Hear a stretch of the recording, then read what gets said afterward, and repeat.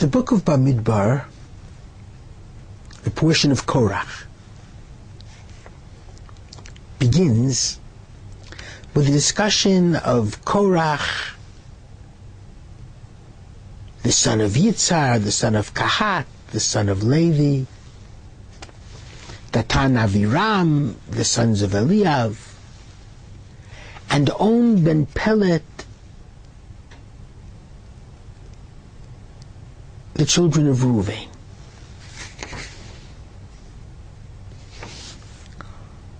All stand up against Moshe Rabbeinu.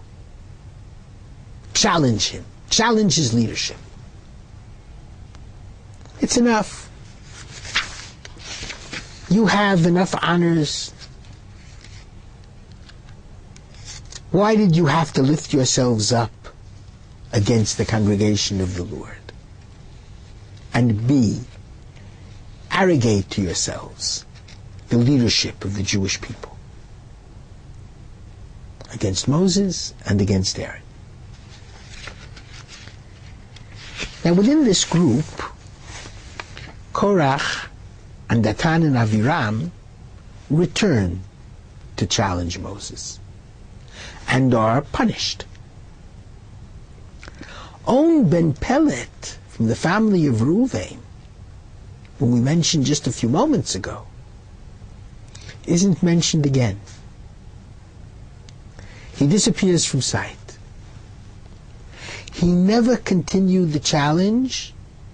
He never actually was disrespectful to Moses face to face, and he was never punished. Enters the Midrash, and in a very fascinating way tries to explain what happened to On ben Pelet. And the Midrash says as follows: everything depends upon one's wife. If you have the right wife, she'll always correct you. And if you have the wrong wife, she will always turn you astray. And therefore the most important decision any person makes is in the spouse that he or she marries. But what this Midrash is talking about speaks especially to the men, telling the men that their wives are the most important things for them. And the Midrash goes on to tell its story. On ben Pelet was influenced by Datan and Aviram and Korach to rebel against Moses. Made up with them that they would actually oppose Moses on a specific afternoon of a specific day. Mrs. On ben Pelet didn't like the friends that her husband On was keeping. She felt that he was turning into sinful ways, and On, or Aven, Aleph Vav Nun, means transgression. So she did something very interesting.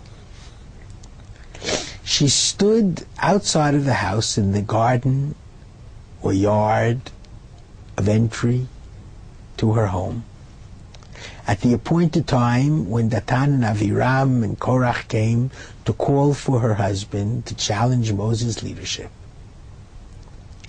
And she sat herself in the garden or in the yard without a head covering, in an immodest fashion. Now don't think for one moment that Korach and Datan and Aviram were not Frumis, were not religious Jews. They came with their taletim, with their prayer shawls, with their tzitzit, to call for On. And when they saw his wife sitting in front, and she was so immodest, they couldn't allow themselves to pass by close to an immodestly clad woman. And therefore they didn't enter the house to call for own. And so she saved him from committing the ultimate transgression of challenging Moses to his face. Fascinating.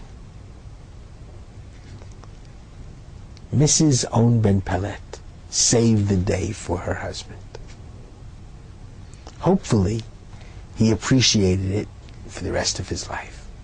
Shabbat Shalom.